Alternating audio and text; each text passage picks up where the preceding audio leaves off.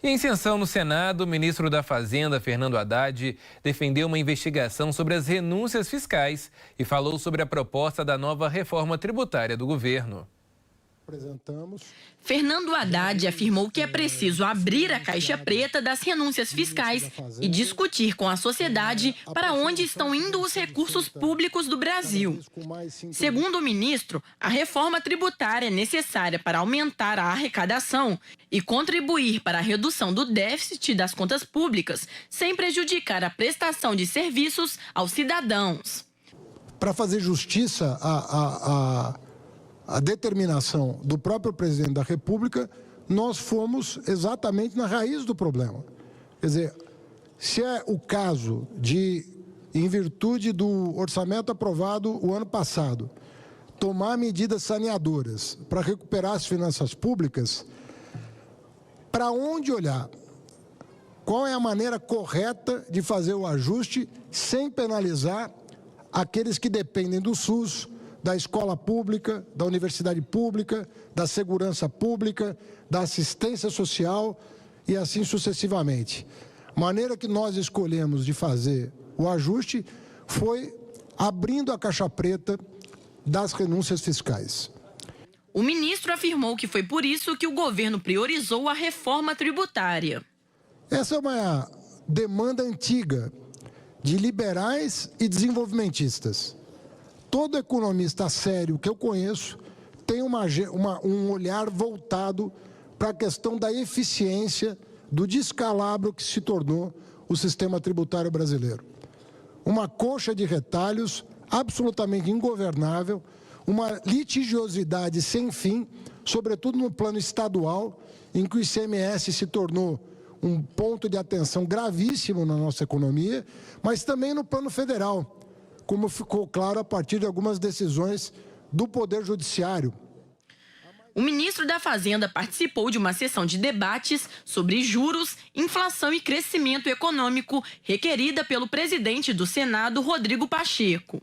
Haddad mencionou uma ação na Justiça sobre a retirada do ICMS da base de cálculo do PIS/COFINS, que suprimiu 100 bilhões das receitas primárias do governo federal, o que representa 1% do PIB.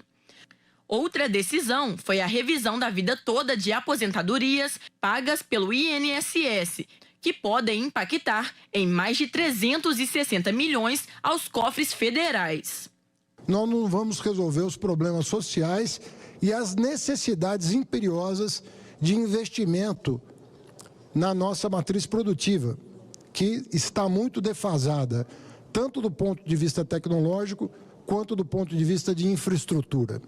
Então, nós temos, sim, que recuperar a capacidade do Estado brasileiro voltar a investir. Para o ministro, o sistema tributário brasileiro é responsável por grande parte da ineficiência da economia. Nós não temos ganhos de produtividade porque os mais eficientes produtores nem sempre conseguem resistir à concorrência desleal. E você vai perdendo competitividade porque você vai expulsando do mercado quem melhor produz com mais eficiência, com compromisso social, com cumprimento das suas obrigações. Então, a reforma tributária também não é uma questão lateral.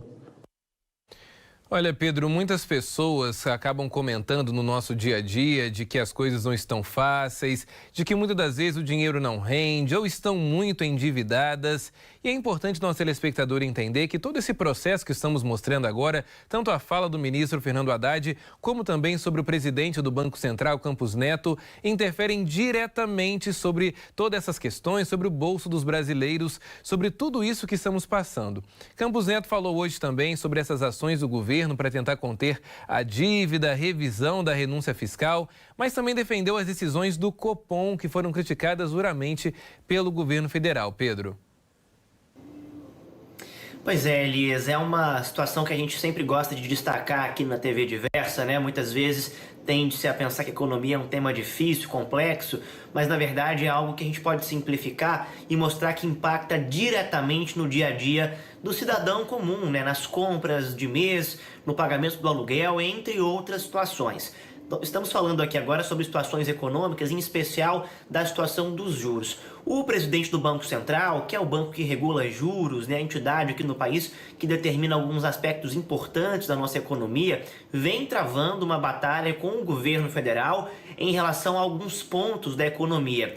E hoje fez uma declaração importante no Senado, também nessa discussão que a Haddad participou, falando que reconhece um grande esforço do governo em reduzir a dívida, né, e também em aumentar a arrecadação em outros pontos também que possam garantir uma economia mais estável, melhorando a vida dos brasileiros, mostrando ali talvez uma certa aproximação. No entanto, defendeu ainda que todas as decisões do Banco Central, do Copom, que é aquele comitê de política econômica do Banco Central, são decisões técnicas. Inclusive, a decisão mais polêmica e mais dura que vem sendo adotada pelo Copom, que é a de manter a taxa Selic, a taxa de juros básica, em 13,75%.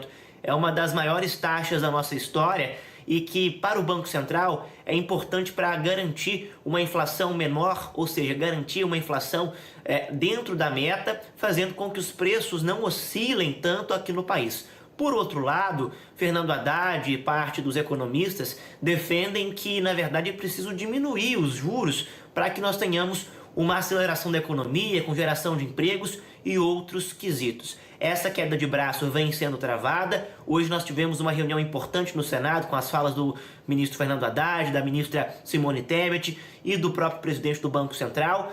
E essa reunião não acontece por acaso, viu, Elias? Nós vamos ter na próxima semana, nos dias 2 e 3 de maio, a próxima reunião do Copom.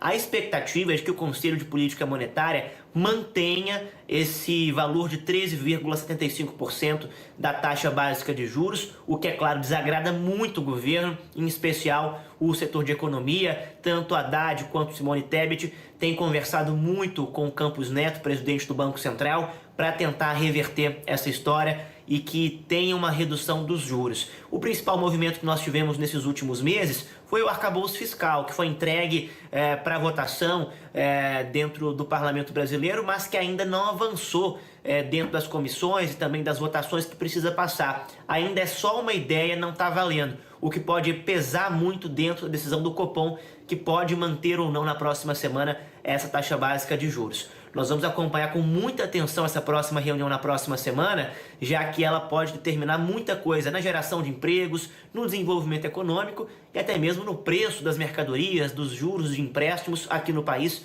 afetando a vida de todo mundo que trabalha, que tem renda aqui no nosso Brasil. Elias.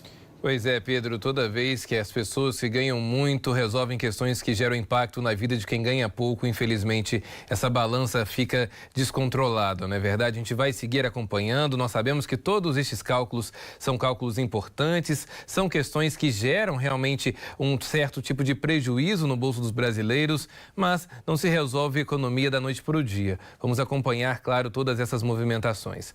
Obrigado pelas informações, Pedro.